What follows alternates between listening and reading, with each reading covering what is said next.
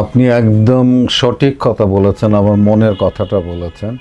কারণ আমি ৩১ বছরে আমি আসলে সত্যি কথা বলতে, এবং এগুলো আমি অনেকবারই আমি টক শোতে, টেলিভিশনে আমি বলেছি কথাগুলো, যে আমি একটা সরকারকেও পাই নাই যারা এই রোড সেফটিটাকে ওন করে। এবং তারা যদি ওন করতো তাহলে আসলে আমাকে ৩১ বছর মানে এই আন্দোলন করতে হতো না।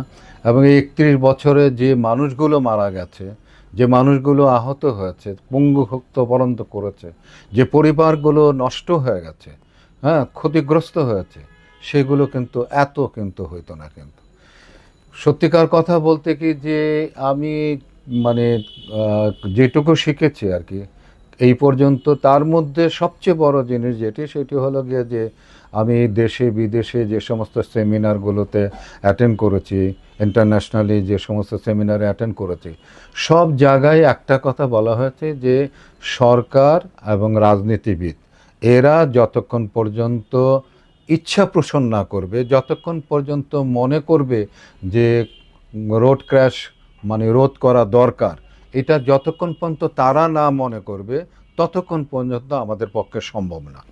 তার কারণ কেন সম্ভব না? অনেক কাজ আছে যেগুলো সরকারকেই করতে হবে, এবং সরকার অনেক সময় ভয় পায়, অনেক কিছু করতে চায় না। কারণ হলো গিয়ে যে পরিবহন সেক্টরের যে মানুষগুলো আছে তাদের কথা ভয়ে তারা কাজটা করতে চায় না। কারণ হলো গিয়ে তারা স্ট্রাইক করে, তারা আপনার এমন এমন বিষয়টা সামনে নিয়ে আসে যে আপনার গাড়ি ঘোড়া বন্ধ করে দেয়, জিনিসপত্রের দাম বেড়ে যায়, মানুষের হয়রানি শুরু হয়। এবং এটাকে কিন্তু আবার তখন কিন্তু বিরোধী দলের যারা থাকেন তারা এটাকে কিন্তু উস্কানিও দেয়, যে এই আন্দোলনগুলোকে। এবং এটা আপনারা জানবেন যে আপনার এরশাদ গভর্নমেন্টের সময় কিন্তু এই রকমভাবেই কিন্তু আওয়ামী লীগ এবং বিএনপি দুই দল মিলে কিন্তু আন্দোলন করেছিল। সেই সময় কিন্তু আপনার পরিবহন সেক্টররাও কিন্তু আন্দোলন করে কিন্তু এরশাদের পতন। তো এইটা কিন্তু মানে মানুষের যারা সরকার পরিচালনা করে তাদের মাথার মধ্যে সবসময় এটা কাজ করে, যে আমি যদি আইনটাকে সেইভাবে করতে যাই, আমি যদি এটাকে একটু কঠোরভাবে আমি নিয়ন্ত্রণ করতে যাই, আমি যদি বাস্তবায়ন করতে যাই, তাহলে এরা আন্দোলন করবে এবং এদের সঙ্গে এসে বিরোধী দল যুক্ত হবে।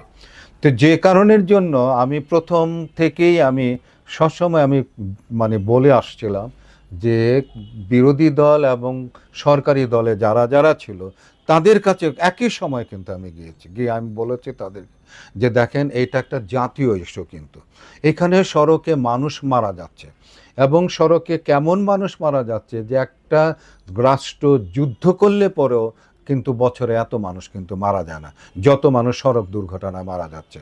কারণ হচ্ছে গিয়ে যে আমাদের দেশে কিন্তু যে ডাটা, আমাদের দেশে ডাটা নাই, কেউ কিন্তু ডাটা, এটা কিন্তু সরকারের, এই দায়িত্বটাও কিন্তু সরকারের, যে কত মানুষ মারা যায়, কত মানুষ আহত হয়, এই টোটাল হিসাবটা কিন্তু সরকারকে করতে হবে, কিন্তু এটা সরকার করে না।